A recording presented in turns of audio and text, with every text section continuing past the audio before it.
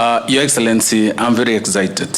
When you gave us this assignment to organize the bottom and move to the big industry, I was a bit worried when we aggregate businesses and farmers at the bottom or at the grassroots, where will be their outlet? Where will we deliver these goods? But today, through Peter and many other companies, we have an opportunity to assist and support farmers, because when we have this Hustler Fund, which you are ably leading and launching on Wednesday, Your Excellency, there will be an opportunity for startups and small businesses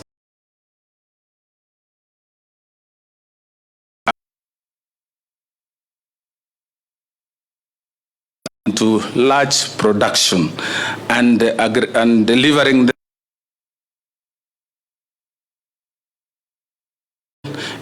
140,000 outlets in this country.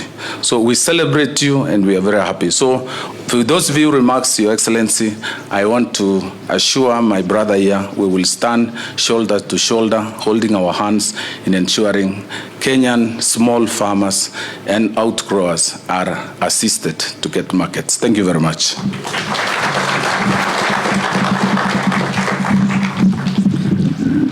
Thank you, Excellency. Let me also recognize the presence of the High Commissioner, Jane Marriott, from the United Kingdom, and to represent our foreign partners, development partners. I will invite now Ambassador Meg Whitman to make some few remarks. Thank you.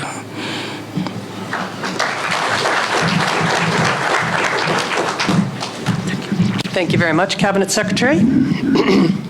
Your Excellency, all protocols observed.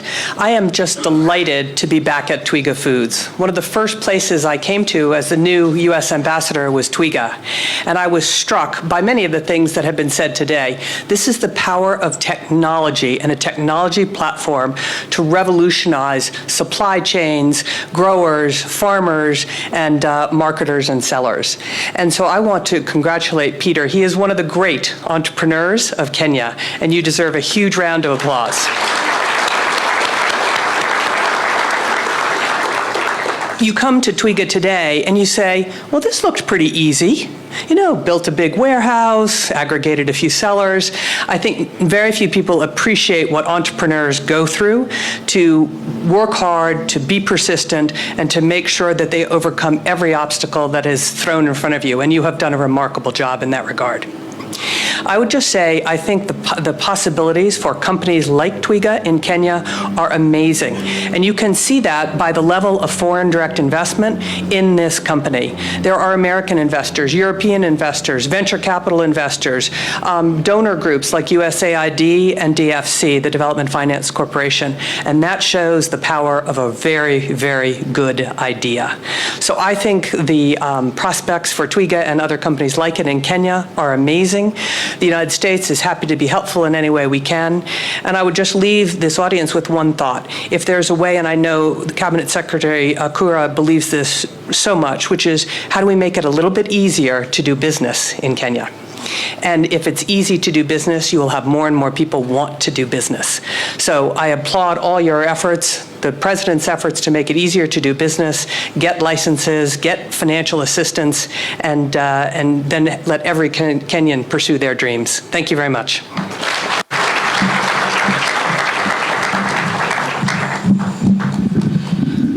Your Excellency, today is about stories. Before I come to the story of Twiga, we have another story, the story of Tattoo City. And I want to applaud Stephen Jennings and the Tattoo City team. It is not easy. It is not easy, especially in this country, to close your ears to detractors. And there are many detractors. And this morning, Steve and I had a conversation and agreed that we are going to move until you tell us to stop. I know there's been a lot of, people to pull you back left and right, but I think your government and the work you've given us is to really promote foreign direct investment, promote domestic investment, and create an environment that is conducive for doing business. And there's one thing you've also taught us, to look at the positive side of people, not the negative side. If you want to see the negative side of people, you'll find so many negatives. But I think it's possible to focus on the positive things that are happening. So I want to assure Steve that we're going to sit together, as indeed the President has directed this morning, look at our framework for the special economic zones. We have got 13 privately licensed special economic zones in this country. And among them, very, very few have taken off. And Tatu City is one of them. And I'm very proud of that. So we are going to work with Tatu City to create a good benchmark for other private special economic zones, review the framework, and generally ensure that we are working together, because this is a shared responsibility between the private investors and ourselves. And I dare say that those people who are doing nothing should not fault those people who are trying to do something. So ours as a government is to support those people who are trying to do something, even if they're not perfect. I always believe that every sinner has a future and every angel has a past. So we will work together and fix those few issues and be able to move forward. Your Excellency, also we have got our 8 to 9 public sector special economic zones, which you have given us a lot of support. Last week we were together in South Korea. We witnessed what special economic zones can do. You've given us a lot of support and direction in terms of creating the management unit for our Dongokundus, our Naivashas, our Saganas, and on top of that also the flagship county industrial parks that we're going to develop. So we work together, both from the private special economic zones and also the public economic zones. Let me now turn to the story of Twiga. I'm sure most people here are seeing the story of Twiga, the story of Peter Njonjo, and a guy who sold his matrimonial home. And I see it differently, Your Excellency. The story of Twiga is the story of my mother. My mother educated me by selling bananas, ripened bananas at Kawangware Market. And she could go all over Uganda and Sagana and Kirinyaga in Kisii to look for bananas. She didn't have two things. She didn't have the 16 billion shillings that Peter Njonjo has managed to fundraise to build Twiga to what it is. And she didn't have the technology. Otherwise, she could have been a bigger entrepreneur than Peter Njonjo. And among her customers had to walk from satellite to buy bananas from Kawangware Market. And I think my mother records, she remembers remotely seeing Madam Samoei Ruto buying bananas when you were staying in satellite, because there was no mobile phones and there was no technology. Otherwise, if my mother had those benefits, it could have been bigger. But this is a beauty of what is happening today with companies like Twiga, that they can be able to put together on a technology platform 120,000 retailers. What we've seen here, 20,000 square meter of aggregation space, which is now getting into industrial space, is nothing but truly remarkable. And that is why when you confirmed attendance to this event, I called Peter and I told Peter, if you don't find a way of aligning this Twiga of yours with our bottom-up agenda, I will be in trouble, and I don't want to be fired. So we had to very quickly work up on a program, and today you are going to witness the signing of a tripartite agreement between my ministry, Simon Chergui's ministry, and Twiga Foods. And under this framework, as Peter has really mentioned, is that because we are putting up aggregation centers, micro manufacturing parks in every county, we are going to give access to Twiga to be able to offtake from those centers. Today, Twiga is only utilizing 30% of their capacity. For me, that is unfortunate, truly unfortunate. But there's some work that we have to do also. Twiga have done their bit. It's now for us to do. Set up these industrial parks. I already have an offer of close to 150 acres of space, aggregation space from the county government of Nyeri. I am going to have discussion with my friend Sakaja to look at if I can do something with 120 acres in Nyeri. What about Jamhuri Showground? 600 acres that we use for only 1 week a year. We don't want a trade fair for 1 week. We want a trade fair every day that is bringing money and providing access to our market. And indeed, we can do it.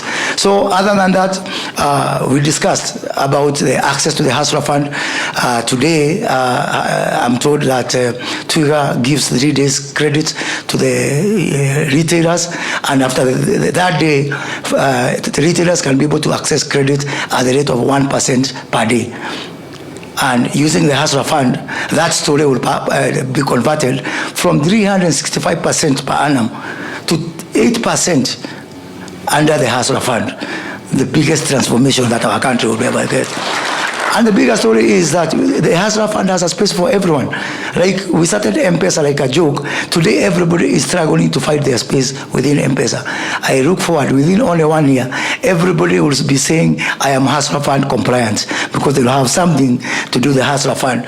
And what we are going to do with my brother Simon is to create a framework where everybody can be able to hook up into the Hustler Fund.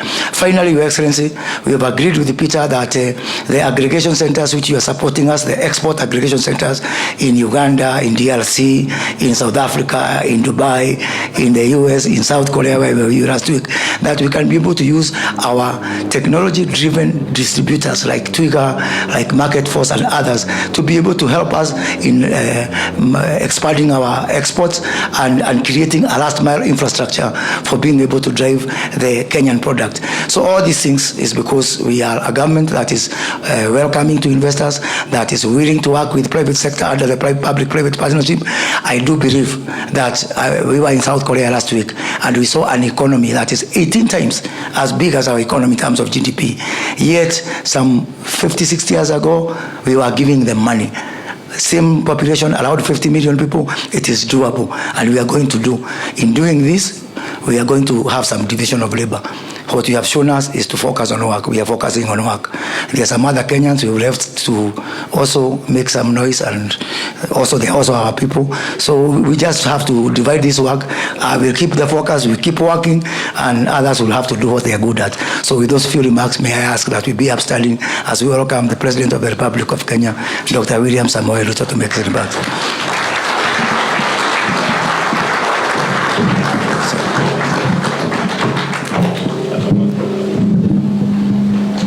Sorry. Good morning, ladies and gentlemen, and please let's take our seats. Thank you very much.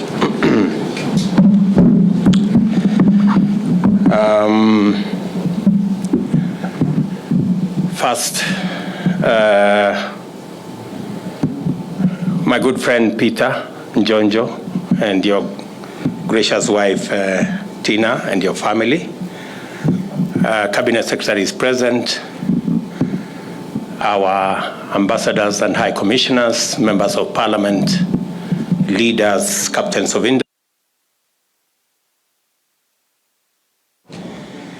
I am truly grateful and happy that this morning we are having a very interesting conversation around an idea that a few years ago was a very small idea. Congratulations, Peter, for being bold, for being courageous, and your good wife for encouraging you on. Today, we have a wonderful facility.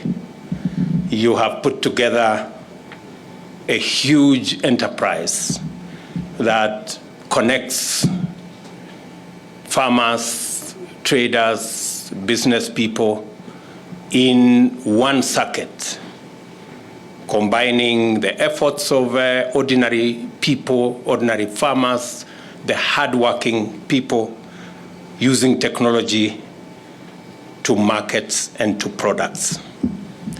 I am very happy to join you this morning to witness this fascinating enterprise of great promise that represents the transformational intersection of critical pillars of our plan. To begin with, Twiga Foods model is truly bottom-up, uniting literal mama mbogas with actors along the supply chain all the way to large corporate concerns in the quest for more incomes, greater efficiency, and increased productivity. I am pleased to note that at the heart of this visionary enterprise is the objective of establishing and maintaining an efficient retail network, which is a priority of our strategy for rapid socio-economic transformation, and a focus of the Vision 2030. It is our intention to lead the transformation of our retail sector from the traditional shopfront-based system to a modern e-commerce system which supports a competitive trade-based economy.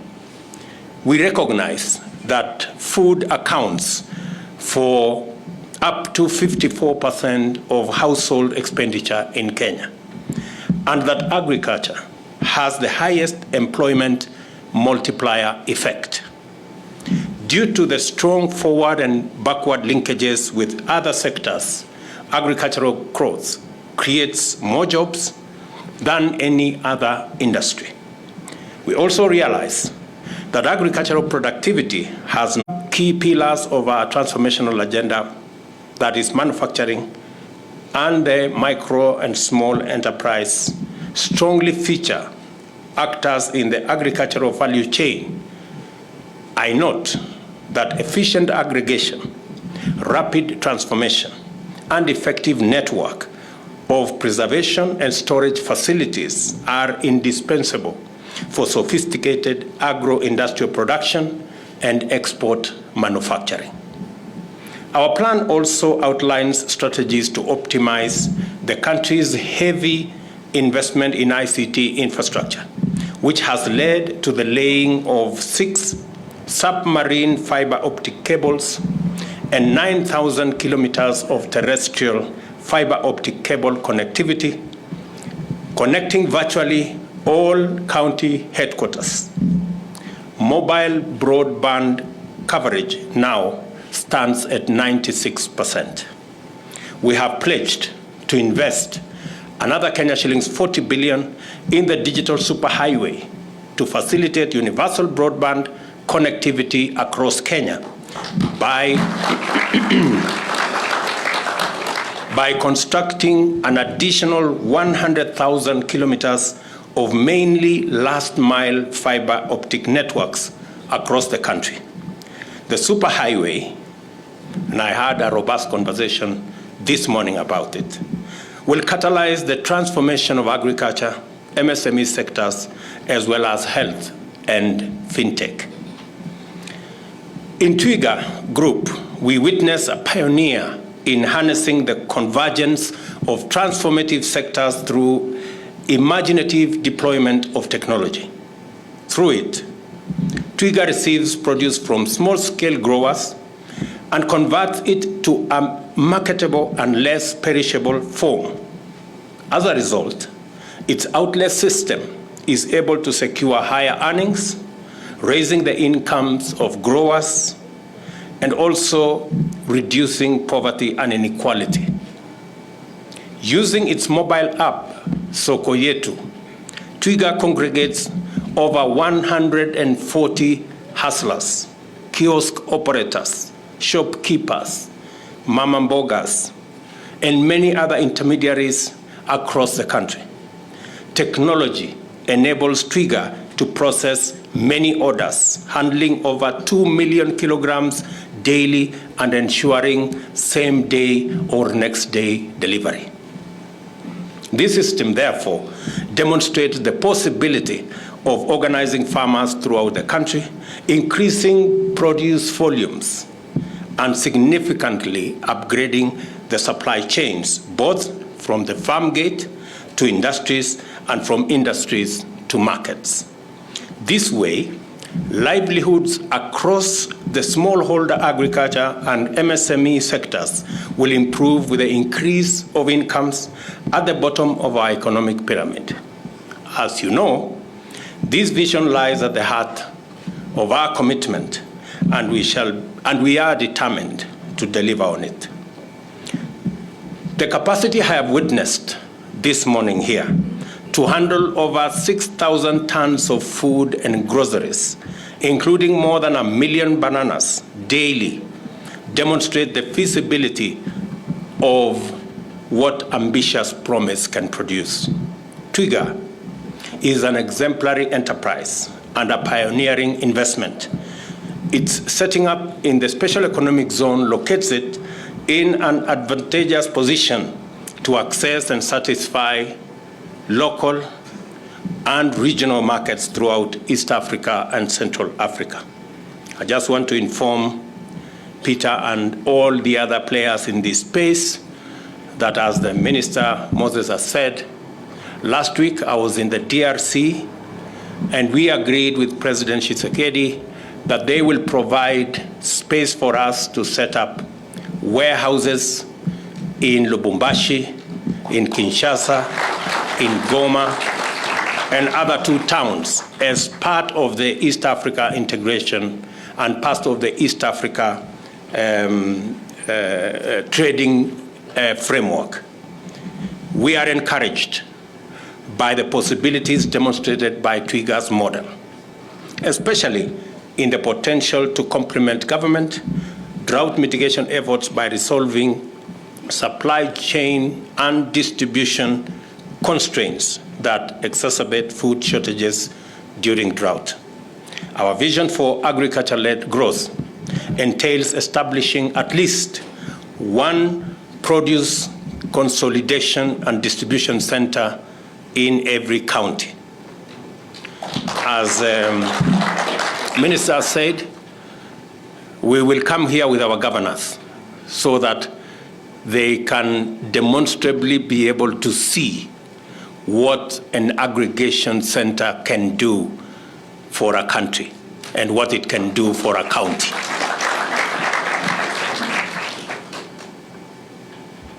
In turning each county to a produce aggregator, we desire to create opportunities for small, independent retailers to participate in local and international trade by facilitating better market access.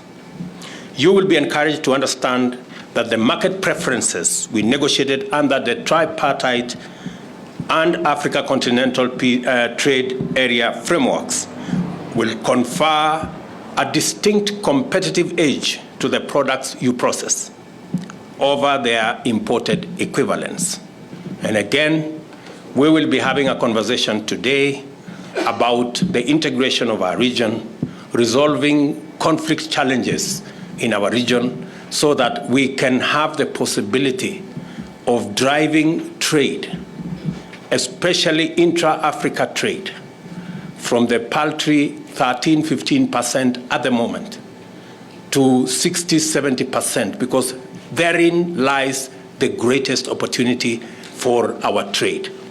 I was very pleased when Peter, when he was showing us around, he said that initially they thought they were going to work on the export market, but they discovered that the local market has a greater opportunity, and they have been working on the local market.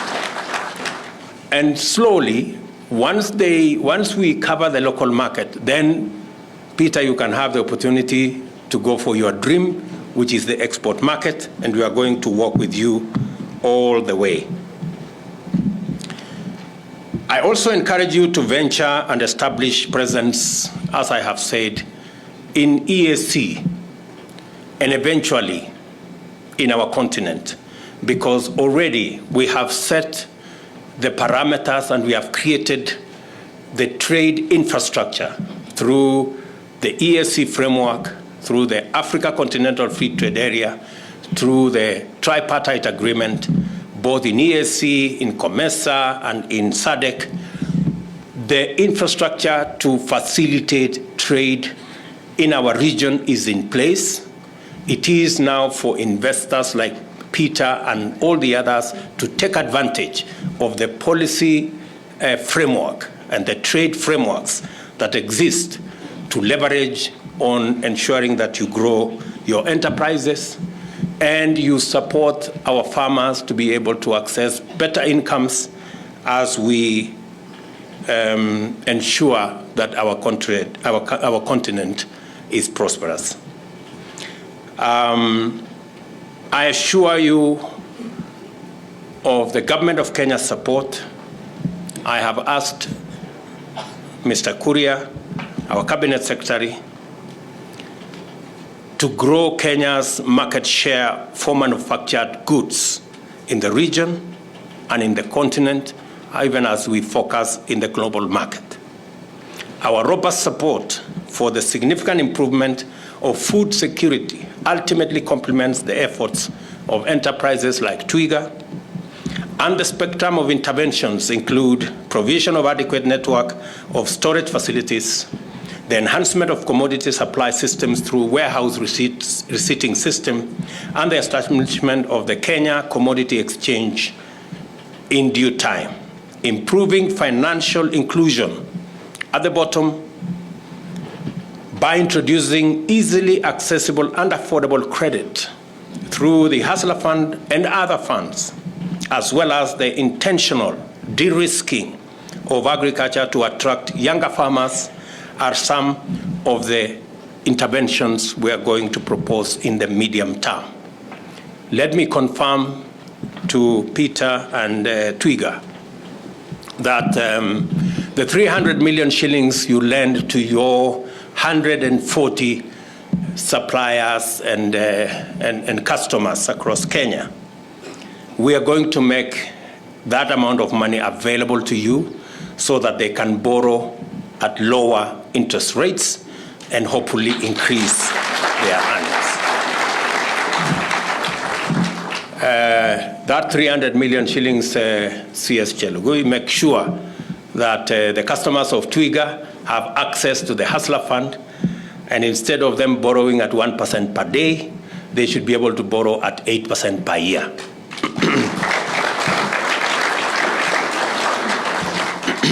Furthermore, we are committed to addressing unfavorable aspects of the regulatory environment, high cost of energy, and to rebooting the fertilizer supply chain.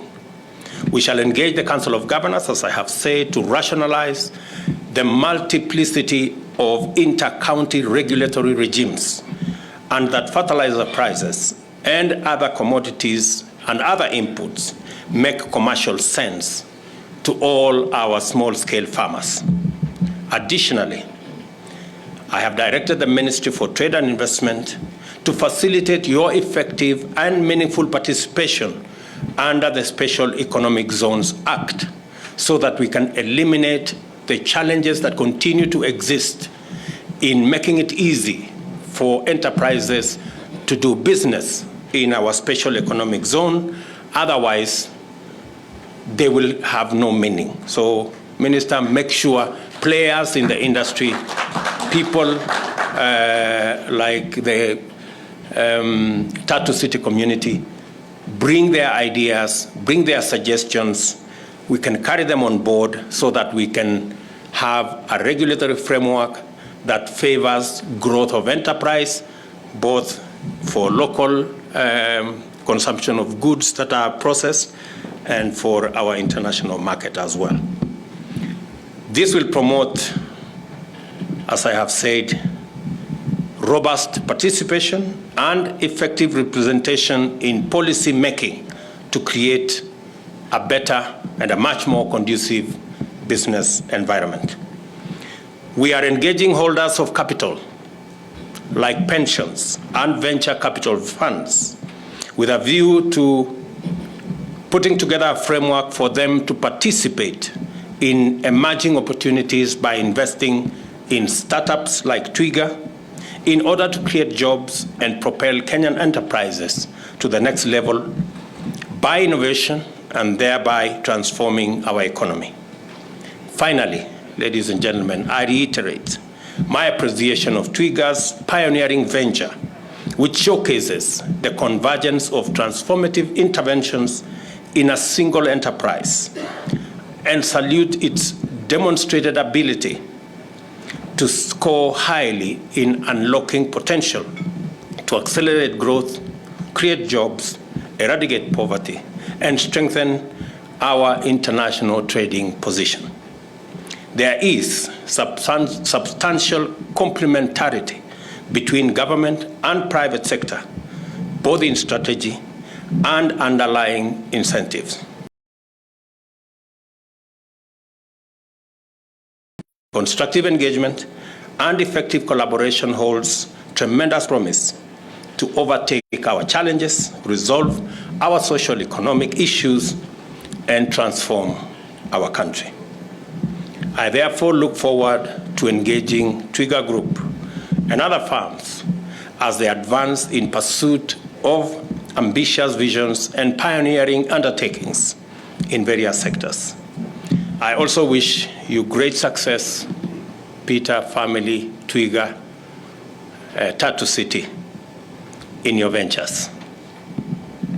And in conclusion, to say that the confidence Tatu City have shown in our country by establishing this huge private facility.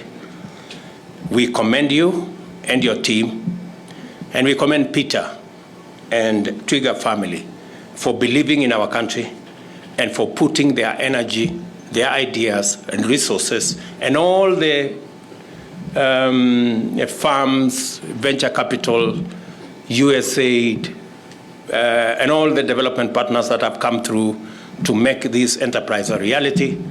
My congratulations, my appreciation on behalf of Twiga and on behalf of the people of Kenya for believing in us and for supporting enterprises that have Kenyan ownership.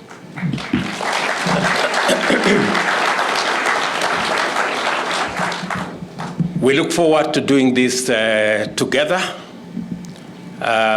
We are working with our farmers. We have some of the most hardworking farmers anywhere in the world.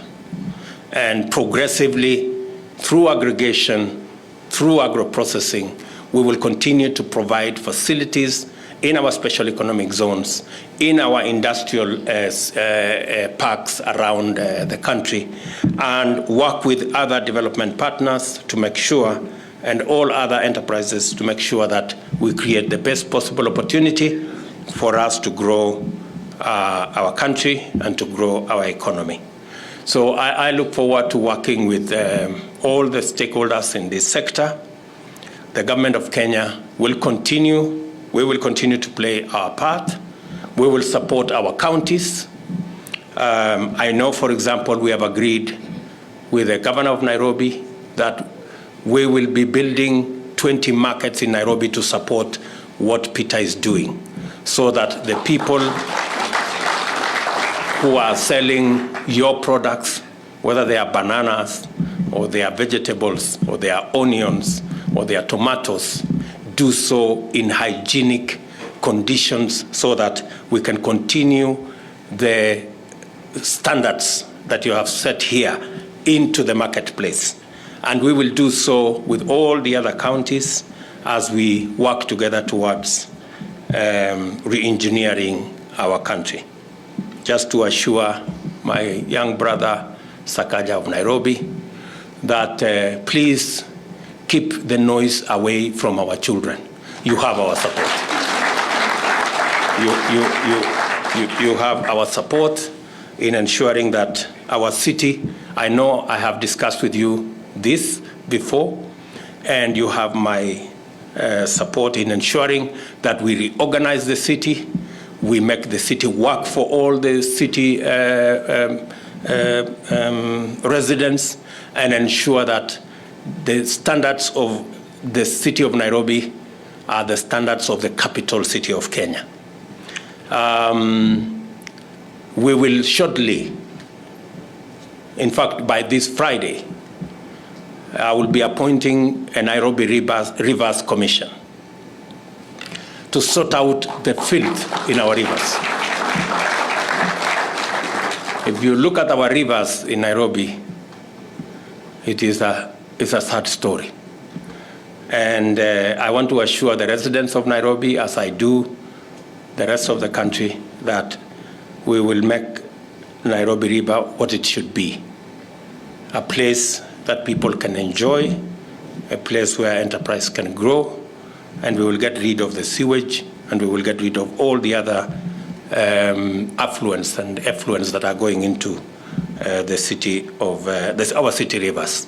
And thank you very much, Governor Sakaja, for working with my deputy to ensure that we agree with all the stakeholders to set up the the Nairobi Rivers Commission so that we can sort out our rivers in the city. And in conclusion, just to say that we are consolidating our country. We are reorganizing our country. I want to tell our brothers in the opposition to work with us, to criticize whatever they want to criticize, but let's keep the country peaceful. That's all we're asking. We want